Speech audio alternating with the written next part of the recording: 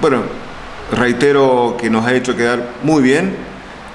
Fuiste hasta ese día, creo que entre los 12 mejores en tu categoría de cuadriciclos. Primero contame un poco en general, así como fue etapa por etapa, si podés, y bueno, ya vamos a ir analizando tu participación. Sí, bueno, como siempre, ir contando cronológicamente, etapa por etapa, es un poco difícil en el Dakar porque uno tiene tantas vivencias, tan continuas, tan juntas y tan extremas, que hay que pasar varios días hasta que uno puede ir acomodando todo para poder ir teniendo una idea de lo que fue, ¿no es cierto?, la carrera. Iniciamos tranquilos, la etapa, el prologue, la etapa de calificación, le iniciamos tranquilos, tratando de cuidar y sabiendo que los otros iban a acelerar al máximo, tratando de ganar las mejores posiciones posibles. Bueno, se vio que hubo un accidente también bastante grave el primer día, así que largamos ahí. Después un poco fue una decepción el clima, que nos obligó a hacer enlaces continuos bajo el agua. Qué tormentas bravas fue, ¿no? Pasando, sí, fue terrible, yendo por la autopista con mucha aquaplaning, que no se veía nada. Yo tuve particularmente problemas, que se me llenaba el filtro de aire de agua. Mirá vos. Por la cantidad de agua que había en la autopista, ¿no es cierto? Y bueno, así que eso un poco que frena el entusiasmo inicial de la carrera.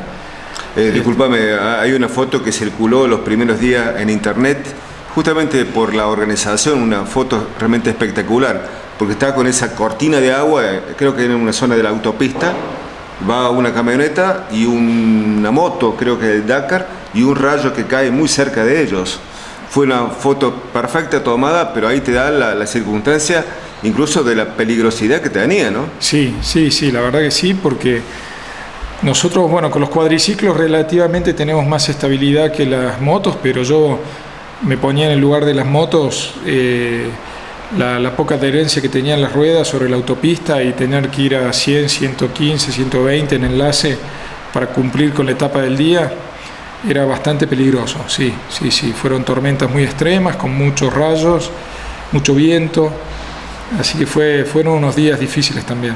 Bueno, entraste después de La Rioja, contame ya, después entrando ya para Salta, Jujuy.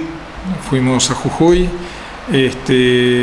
realmente las etapas esas fueron muy lindas, fueron difíciles, las primeras, la etapa Jujuy, esa fue bastante complicada para mí porque no había hecho los 100 primeros kilómetros, que ya había pinchado 4 veces, que me había demorado ya 1 hora reparando, ya casi no tenía elementos para reparar las cubiertas, eso se me había complicado mucho. Aparte, al pasarme tan cerca de la largada, perdí muchísimas posiciones porque veníamos todos muy cerca, así que bueno, eso fue un poco también bastante complicado seguir adelante, pero bueno, por suerte pudimos solucionarlo y terminamos la etapa recuperando todas las posiciones que teníamos antes, ¿no?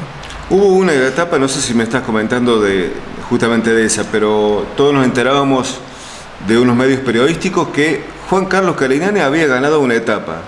Contame y aclárame cómo fue el tema.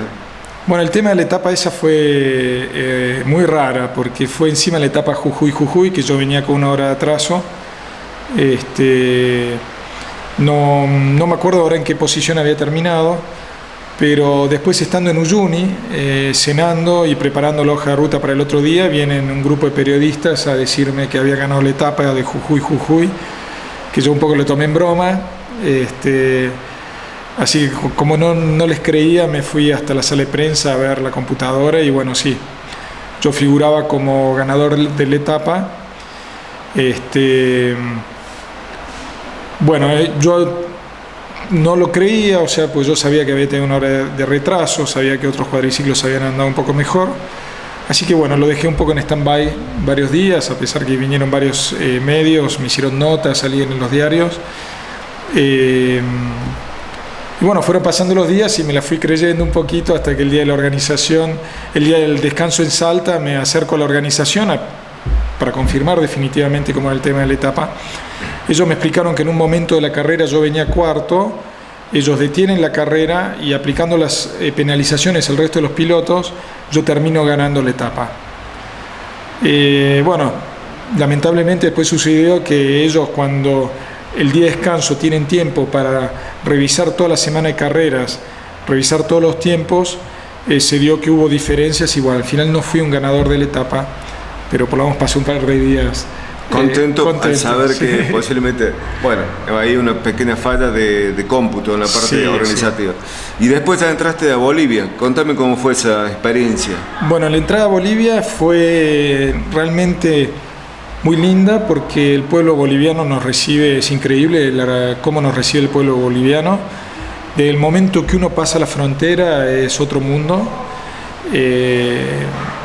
Los paisajes y eso es otra cosa también, nada que ver con Jujuy, y realmente fueron etapas difíciles, muchos kilómetros, tuvimos una etapa de arriba de 500 kilómetros que hacer, durante el día tuvimos mucho calor, a la noche hacía frío, mucho frío, pero bueno, fue una etapa relativamente tranquila con los problemas lógicos de una etapa del Dakar. La ruta no estaba muy bien marcada, la hoja de ruta no nos marcaba bien los peligros, por eso fue la etapa donde Casales se quebró la clavícula, sí. Hubo otro peruano que se quebró la clavícula también, hubo varios accidentes bastante complejos, yo creo que la hoja de ruta no estaba bien marcada, te explico por qué, porque había rectilíneos que uno alcanzaba más de los 120 km por hora y la hoja de ruta te marcaba peligro 1. Peligro 1 significa estar atento, no significa nada más que eso. Y cuando te encontrabas con el peligro eran zanjones de 2 o 3 metros de profundidad. A esa velocidad claro. Eran situaciones muy Debe ser que estaba, no entiendo mucho esto, pero contame vos tal vez, o será porque está un poco desactualizada tal vez la hoja de ruta, tal vez la organización la hace meses anteriores y después con el tema fenómeno climatológico algo va cambiando, va variando algo la hoja de ruta, sí, ¿eso puede ser uno de los motivos o no? Sí, en realidad se hace varios meses antes la hoja de ruta, pero 1 o 2 días antes sale una camioneta a hacer la misma hoja de ruta y nos traen todas las modificaciones. Bien. En teoría puede ser que haya algún peligro, alguna situación que no esté prevista, que no esté controlada por la lluvia o un desmoronamiento que también hay, pero fueron varios errores de la hoja de ruta de este año y yo creo que todos los pilotos estábamos un poquito con la etapa Uyuni un poco desconformes porque habíamos corrido mucho riesgo. Mira vos. Sí, habíamos corrido mucho riesgo y es más, incluso tuvimos problemas con las camionetas que venían atrás nuestro, sí. Contale a la gente, Juanqui, ¿cómo es esto? Vos vas manejando a cierta velocidad, vas en carrera, sí. Y tenés que ir navegando permanentemente, tenés que ir viendo el GPS, tenés que ir viendo qué cosa, a ver. Sí, lástima no tenemos nada acá para mostrar. Nosotros vamos al mismo tiempo que vamos conduciendo, tenemos un aparato que desenrolla, va pasando una hoja de ruta, tenemos un GPS que en realidad lo único que nos marca es la velocidad, la distancia recorrida y la dirección en grados, los waypoints faltantes, un montón de información, pero no nos muestra, no es como el típico navegador o GPS que te muestra con una flecha que hay que seguir, eso no. Entonces nosotros tenemos que interpretar toda la información que nos da este aparato, pasarla, compararla con la hoja de ruta, que la hoja de ruta por ejemplo dice del punto 0 seguir 5 kilómetros y medio, doblar a la izquierda a 180 grados, ojo con una piedra, ojo con un pozo, esas cosas están escritas en un papel que uno va desenrollando con un botón que uno aprieta, entonces va pasando la hoja de ruta y tenemos que ir haciéndola coincidir con los kilómetros recorridos. Es bastante complejo. Al mismo tiempo es bastante sencillo, pero... Bueno, pero es muy meritorio lo de ustedes en los cuadris o lo de las motos, que van solos y tienen que hacer múltiples funciones y no en un auto que va el piloto y está su navegante, que le va ayudando justamente a eso, ¿no? Sí. Para las motos y los cuadriciclos es muy difícil porque tenemos que ir haciendo todo lo que le haría un copiloto al auto o al camión. Nosotros vamos muy en el aire, vamos muy al extremo, ¿no es cierto? Siempre estamos con mucho riesgo de accidente. Muchas veces el hecho de solo bajar la vista para ver la hoja de ruta, nos encontramos con una piedra, un pozo que no vimos. Te distrae y puede ser... Sí, puede ser dramático. Por ejemplo, yo estuve con Armando Leli de Giardino, con el equipo de RPM de Kawasaki. Les había quedado un piloto y en una recta, faltando poquísimo para la llegada, el piloto venía a 130 km/h, bajó un momento la vista y bueno, se cayó y se le terminó el Dakar. Mirá, ¿no? Terminó la carrera por un segundo de sacar la vista del recorrido. Bueno, seguimos avanzando, Juanqui. Bueno, tuviste el día domingo, el día de descanso, como para todos. Salta mucha lluvia, me enteré también que después hubo en ciertos sectores, tal vez no del circuito, pero hubo muchos lugares inundados por las tormentas. Sí. Y después, contame, después de Salta. Bueno, realmente me quedé sorprendido de Salta. Yo conocía Cachi de los años anteriores. Salta me pareció precioso. También el clima nos sorprendía todo el tiempo. No sabíamos si salir vestidos para lluvia, si salir vestidos para el calor. Eso nos complicó mucho la carrera durante esos días. Pues vos imaginate que a veces salís 4:30 de la mañana, hace frío, tenés que salir todo abrigado y después te encontrás a las 10 de la mañana con 30 y pico de grados, que no sabes qué hacer con la ropa, no tenés dónde ponerla. Muchas veces no tenés tiempo, ¿viste?, de vestirte, así corres todo vestido con calor. La etapa de Salta fue muy linda, así que bueno, el tema de los ríos yo lo vi de lejos, no tuve el problema de las inundaciones. Se dice, Juanqui, discúlpame también, te voy cortando cada rato. Sí. Muchos especialistas en esto dicen que la primera semana fue más o menos tranquila, un Dakar largo, ¿no? Pero la segunda semana de carrera, después de Salta, ya comenzaba el Dakar, ¿no? Bueno, el Dakar empezó en Uyuni. La primera etapa del Dakar empezó la etapa Uyuni. No te olvides que corrimos, casi toda la etapa fue a más de 5.000, o sea, más de 3.000 metros de altura, tocamos los 5.000 metros de altura corriendo. Fue bastante difícil porque hubo muchos pilotos que sufrieron el mal de altura. Yo particularmente tuve mucho dolor de cabeza, que eso, bueno, te pone nervioso, te desconcentra porque estás muchas horas con dolor de cabeza. Yo creo que la primera etapa, los primeros días acá en Argentina fueron relativamente sencillos, pero ya a partir de Uyuni, incluso Salta también tuvimos mucha altura. Fue la variante de este año, ¿no? Porque el Dakar nunca se corría en altura. Claro. El Dakar se cruzaban los Andes, pero no se hacía. Debido a todo esto que se tuvo que modificar al no ingresar Perú, ¿no? Se tuvo que improvisar en los últimos meses varias etapas que no estaban dentro de lo previsto. ¿Seguimos avanzando, Colo? Seguimos avanzando, sí, dale.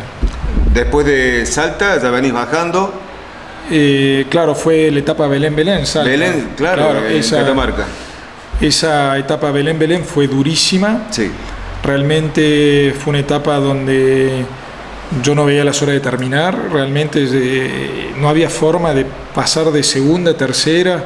Había muchos arbustos, mucho fesh, arena muy suelta.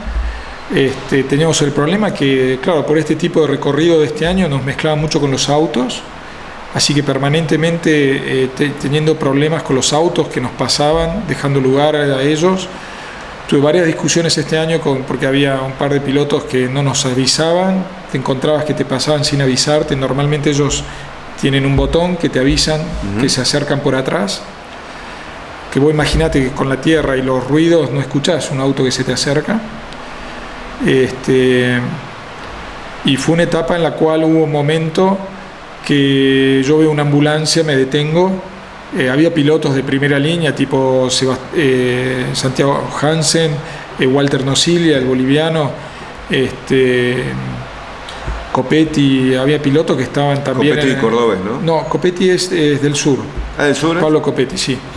Estaban algunos puestos ahí arriba de tú. Estaban unos puestos arriba mío, o sea, yo me encontraba con ellos ahí en esa situación. Digo, bueno, tan mal no estoy. Pues yo venía preocupado por mi posición porque venía bastante lento. Entonces, bueno, cuando ya me encontré con estos pilotos que iban mucho adelante mío, me quedé tranquilo, me acerqué a una ambulancia para hidratarme. En ese momento baja Etienne Lavigne en el helicóptero, nos reagrupa a todos los que estábamos ahí cerca y nos hace descansar como una hora, nos hidratan a todos y bueno, después que nos hacen, pudimos continuar la etapa. De ahí tuvimos, de ese punto, nos quedan 60 kilómetros hasta el CP2 y el CP2 se cortó la carrera por el tema del calor. Sí. El compañero mío de equipo, yo lo pasé de largo, no lo vi, tuvo problemas mecánicos, se le rompieron la parrilla delantera, así que el pobre llegó como a las 3:30 de la mañana al campamento de Fiambalá. Yo me quedé esperándolo en el CP2 a la salida y bueno, aproveché este año la organización, previendo el tema de los cambios climáticos, el calor, había puesto en los CPs, en los control de paso, camiones frigoríficos, en la cual teníamos agua fría, que es la primera vez que hacen esto. Pues nosotros antes, cuando te dan el agua a temperatura ambiente, se decía 40 grados, claro, 45 grados, el agua estaba hecha un caldo. Este año teníamos acceso a agua fresca y bueno, yo me quedé como una hora dentro del camión refrigerante, esperándolo a mi compañero de equipo y aprovechando para descansar. Total, la carrera ya había terminado. Y bueno, después hicimos el enlace hasta Fiambalá, que fue bastante largo también, porque fueron más de 200 kilómetros de enlace. Y después de un día muy agotador, con mucho calor, se hizo larguísimo. Te invito a que hagamos una pequeñísima pausa y ya estamos en el tramo final. Me vas a contar qué pasó realmente en San Juan, ¿eh? Bueno, dale. Nos falta Fiambalá todavía. Falta Fiambalá y San Juan. Dale.